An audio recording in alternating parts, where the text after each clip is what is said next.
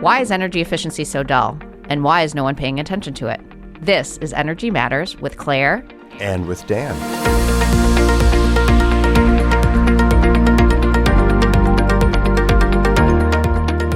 So energy efficiency is called the first fuel in clean energy transitions, provides some of the quickest and most cost-effective mitigation options while lowering energy bills. But for a really long time, Americans have paid literally no attention to energy efficiency. Why do you think that is, Dan? Well, it should make sense because if you think about what energy efficiency is, at one level, it is the lack of something, or it's the using something a different way.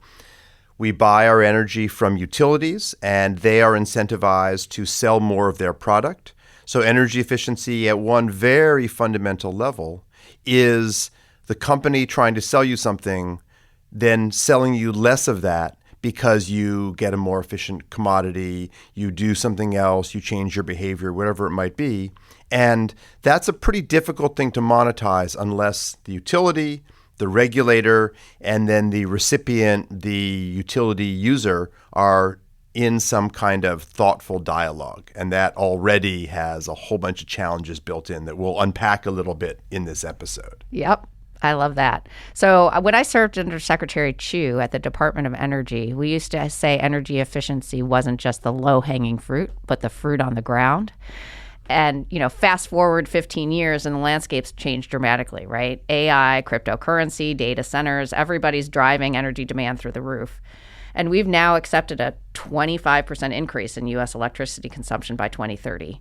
Also, the One Big Beautiful Bill Act passed, which eliminates usage of the solar investment tax credit over time, which all has impacts on energy efficiency as well.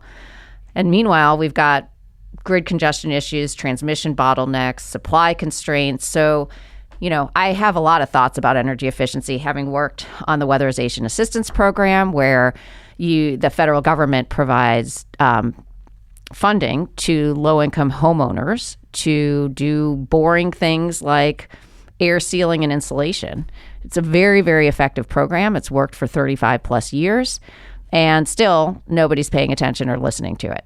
I think there's a number of reasons for that. One is nobody really cares about boilers or hot water heaters. It's just boring, right? Air sealing insulation is boring. Most people, frankly, in the U.S. still don't pay any attention to their energy bills or know how they use their energy. It's a little shocking to those of us in the energy world, but it's really true. Most people really focus on convenience over efficiency. And our utility bills in the U.S. are really just not that high versus the rest of the world. So improving energy efficiency or adding solar just is not something that crosses people's minds. What do you think about that? So a couple things. First, energy efficiency is important for everybody. We'll come back to that. But energy bills are high for low-income people. And so there's a critical feature there. But I think let's back up. And so that's what we're going to get to in terms of what's the landscape to do energy efficiency, to be creative in today's market in a little bit. But if we back the story up, one of the political left-right or whatever you want to call it divides is that energy efficiency was really the first tool used by the climate and society innovators who said we need to deal with climate change, we need to decarbonize to clean up our economy. As you said, the piece of fruit on the ground was if you can have a light bulb that lasts 10 times as long and is 10 or 20% more costly, that's a good deal. And making it a good deal for the person that buys the light bulb at Home Depot and the utility is not so easy. We'll come back to that. Right. And then there's this interesting process where, in particular California, but some other states as well, happened in Vermont and New York and elsewhere, started to see energy efficiency as the liberator of environmentalism. Well, what time period are you talking about? So I'm going back all the way to the 70s, and right. in particular to the OPEC oil embargoes in 72 and 74. Yeah. And as energy costs skyrocketed, now notice that the OPEC and oil embargoes were about oil. They weren't electricity embargoes. Right. But we'll unpack that in a bit. But the famous process of which there's some kind of historically important names, Arthur Rosenfeld, Ralph Cavanagh, Amory Lovins, Marilyn Brown, a number of people who said early on, we can cut everyone's energy demand, and we can do so in a way that enables creativity and flexibility. And so the idea that Amory Lovins wrote, he was a Harvard undergraduate dropout who then moved very quickly after writing a key article called Soft Energy Paths to be President Carter's energy advisor as a very, very young, creative man. And that process led to a look at energy under the traditional or hard path as something that you must build big new nuclear or coal-fired or gas-fired or hydropower plants and bring huge amounts of energy to big cities because energy demand was growing, versus this subversive kind of science and techie perspective that we could efficiency everything. If they say in The Martian, you need to science the blank out of it.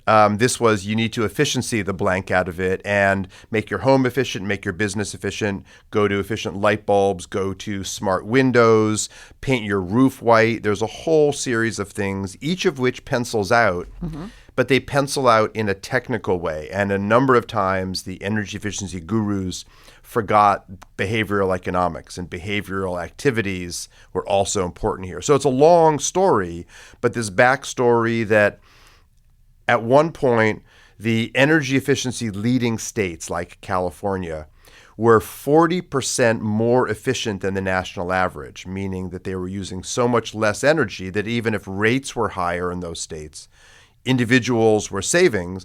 The utilities, that we'll come back to several times, were stuck holding the bag because their model is sell more of their product, electricity, but yet they're being told by so many of the experts that you should be able to make energy efficiency available to everyone, and you, the utility, should enable it. And that conversation has been very complicated over the decades. Well, very complicated and very regional, right? So, I mean, I think, California, I know you think is the panacea of all things, but I would argue with energy efficiency in the last 15, 20 years, I would go to Massachusetts and Connecticut.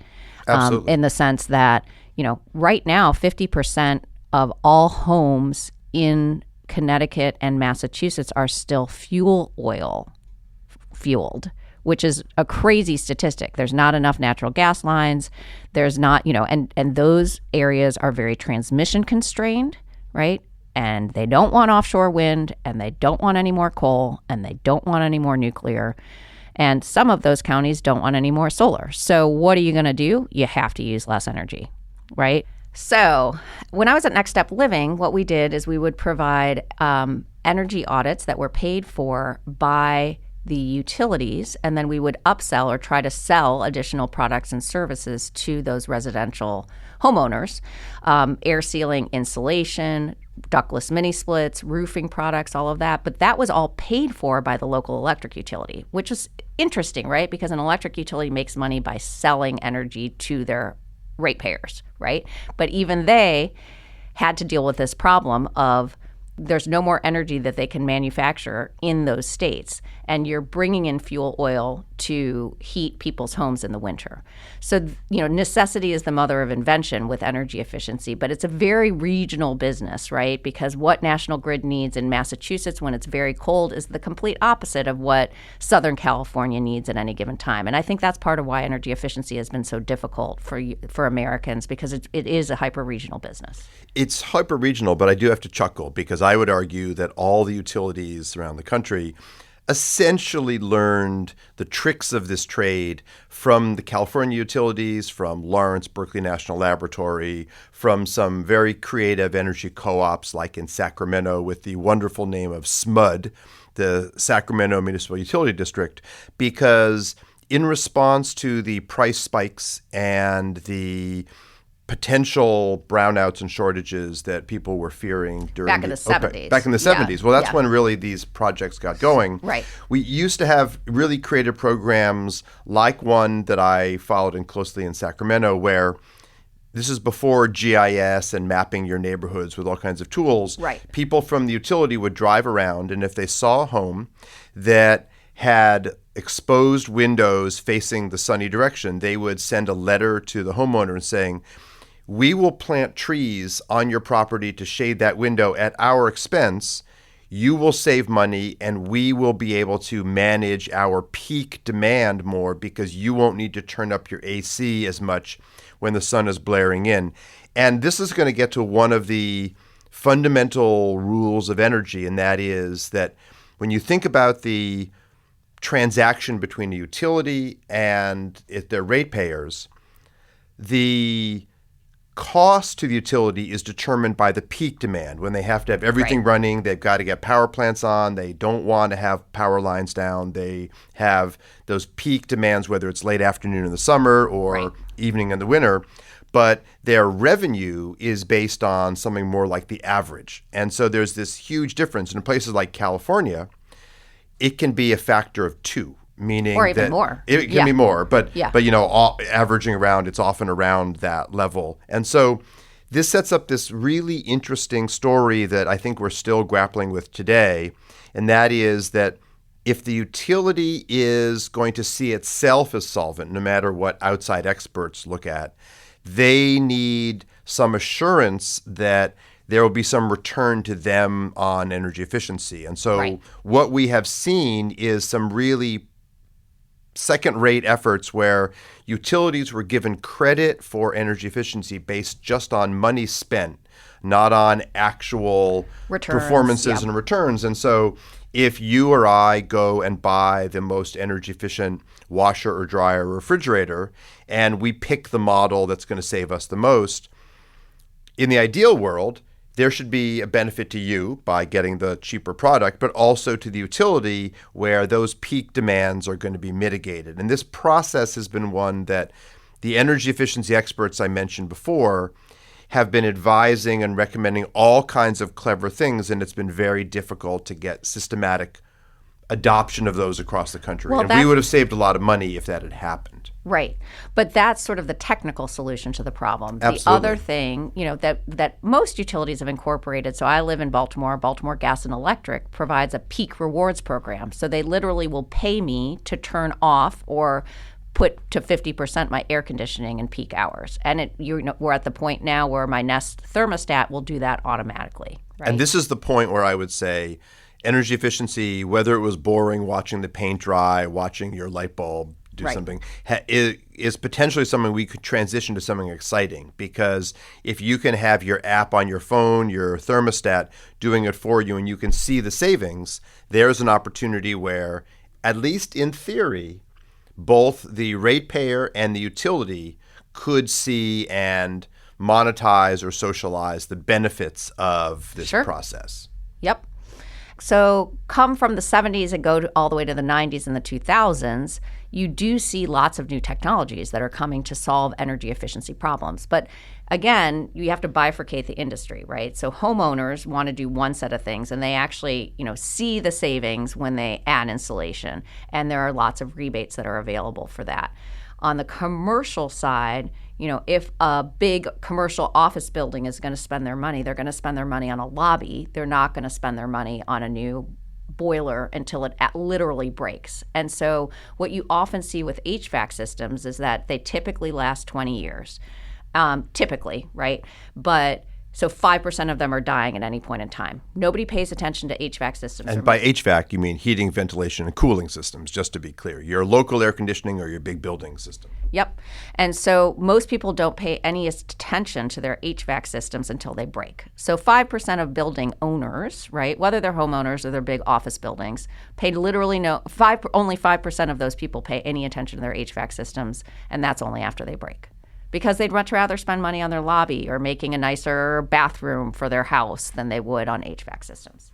Yeah, and let's even extend that, because there's lots of key examples of upgrades that you could do. You could put smart windows in that know how to do automatic tint like your sunglasses, and they shade the building. There's all these individual things that are hard to get people to adopt, even if they'll save money, because, again, a nicer lobby, another receptionist, all these things take higher priority. But then there's also this issue called the split incentive problem. And the simplest version of this is that if you have a person living in an apartment, low income or not, and they would like to see lower utility bills, their landlord, which we in some cases, but not all cases, call a slumlord, and we'll get back to that in later episodes as well, but their landlord doesn't see the benefit. And so putting in those more efficient appliances, even if they're given lots of flyers in their utility bills, you're going to save money, your renters are going to be more happy. This split incentive problem is something which has plagued all kinds of energy efforts, and in particular efficiency, for decades. Because why do it if you're not the beneficiary? And in particular for low-income individuals who are renting, that is a real challenge, and their utility bills do really impact, do I choose electricity, heat, or food on a given day? And so there's a real social and environmental justice problem built into our lack of attention to making energy efficiency available to low income.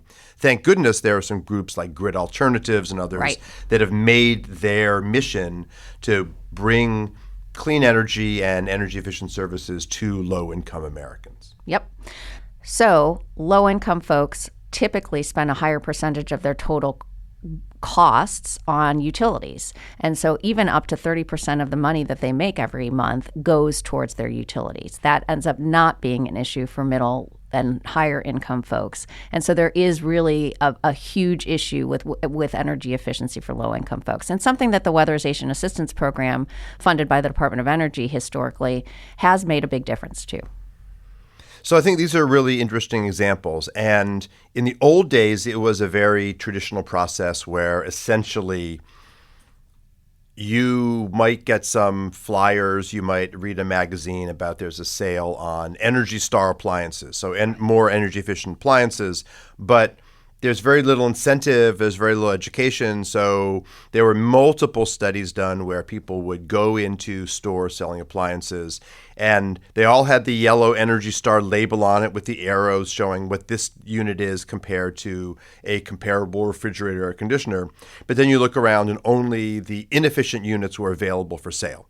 And so the technical design of energy efficiency and the practical bringing home the products and seeing savings, something that was difficult, and in particular for low-income people. Now we have an opportunity to gamify energy efficiency. Absolutely. If you can see the benefits on the app, if you have a tracker of efficiency in your home or business, you can make this into something a little bit less dull, a little bit less like the paint drying, but it takes effort and it takes energy communication, and that's something that we're certainly not very good at. Yep, absolutely. I also think with data analytics today, we can be much more surgical about who we reach out to. So back to Next Step Living, we were able to pinpoint that in these specific zip codes, if you have a ranch-style house that was built in the 1950s, most of which was publicly available data back then and probably is all publicly available right now, you were 60% more likely to buy a ductless mini-split. So it's the outreach, it's the communicating to people, it's the educating people that has been a huge part of energy efficiency, and we can do that much more surgically today than we ever have been able to. Yeah, and this is not just a U.S. thing. There have been some interesting efforts. For a while, although they abandoned the program, I think, very prematurely, the United Kingdom had a plan where when a home went up for sale or a change of who was the renter, there would be an inspector that came out and looked at the home and said, this range and this refrigerator are far too inefficient. We're going to require the transaction of the movement of ownership or rentership to only be approved when these upgrades have happened. And just to hold you to it, we're going to require you to put some money into escrow. And I thought that was a wonderful effort, and it would be so much easier today with digital everything. But it's certainly something that for a brief while really got homes in the United Kingdom to require periodic upgrade. Because one of the big challenges is that if you build a new home and you're smart about these things, you can really minimize your bill. But as a home gets older, as appliances get older, you kind of let things sit. And so this was a way to periodically refresh everyone involved in the British market to do those upgrades. And that's a great step forward. A huge step forward. But back to the split incentives, another interesting example is when I was at the Department of Energy, we were trying to work with the National Association of Realtors to add a line item on their paperwork that said, how energy efficient is your home? And of course, they absolutely decried that and said that was a terrible thing because it makes it harder for realtors to sell homes. There's split incentives across the board for energy efficiency. I think the biggest one is that utilities fundamentally are making less money if they're selling less energy. It's true, but I always think this is a funny example because I'm a physicist, not an economist, not a business person, so you have to correct me on this. But I always thought that making the sale price of a unit, say a home, higher was actually good for the realtors because they get a higher percentage, et cetera, as opposed to let's not do these things because they take a little more thinking. And now that people look at their homes and apartments they're going to purchase or rent online, it's actually easy to list these things out. So I just had this really neat case where someone came to my research group at University of California, Berkeley, before I moved to Hopkins, and they said, I'm looking at these two different rental units, and one of them comes with a refrigerator that looks like it's out of Terminator.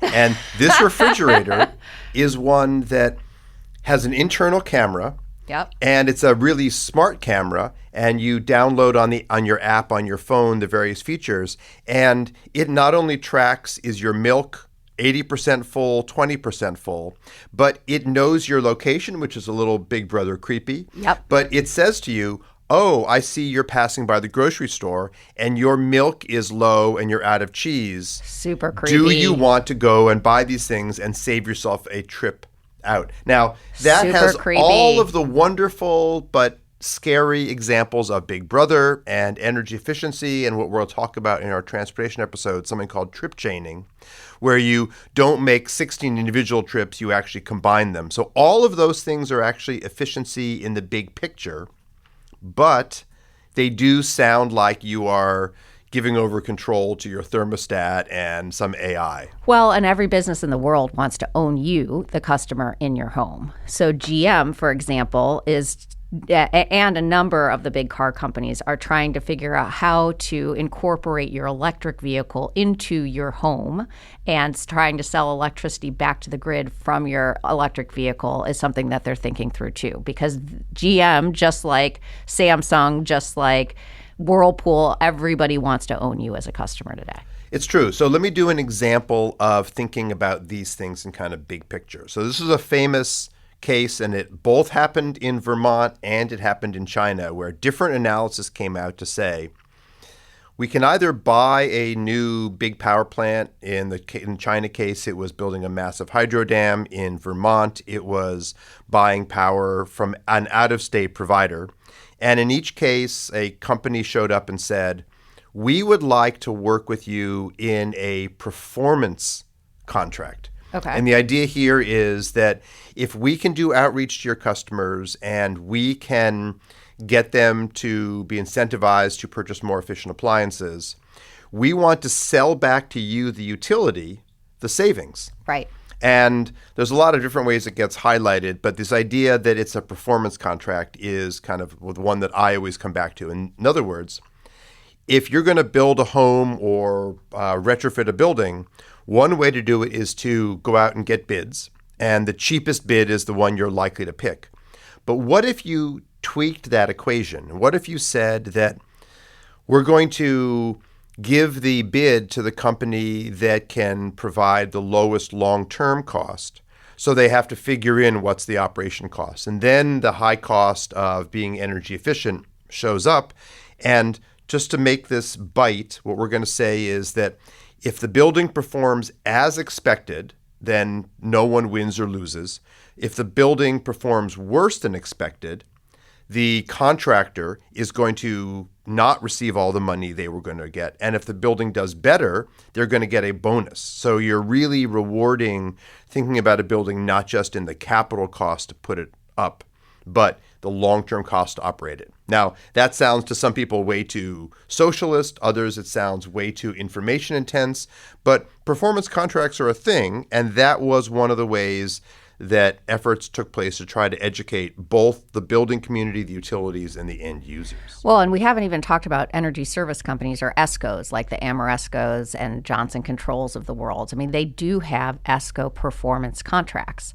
So in one of my lives, I was did some energy efficiency consulting to Baltimore City Public School. Why did I do it? Because my kid was a second grader at a public school, and one room was at 40 degrees and the next room was 85 degrees. So I went to the superintendent, Sonia Santelises, who's a wonderful human being, and said, look, this doesn't make any sense.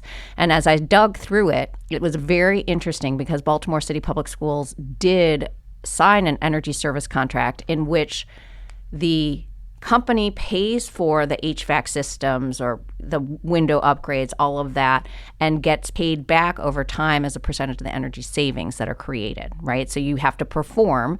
However, in 2006, I think, timeframe, city schools did sign a contract, Johnson Controls, Ameresco, a number of other entities installed those HVAC systems, but in the fine print, the contract said that city schools had to pay for the operations and maintenance of those HVAC systems, which they did not do, and hence the contract was voided.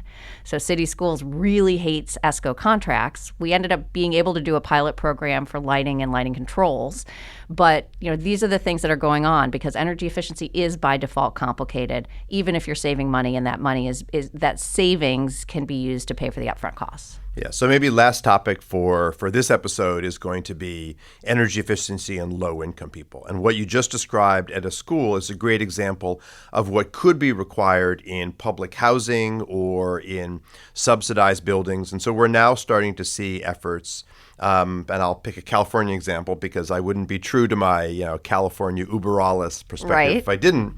But now we're seeing high-rise buildings going up at the metro stations. The first floors are shops, upper floors are apartments, and the upper floor apartments are divided between ones that are on the regular market and those that are rent controlled.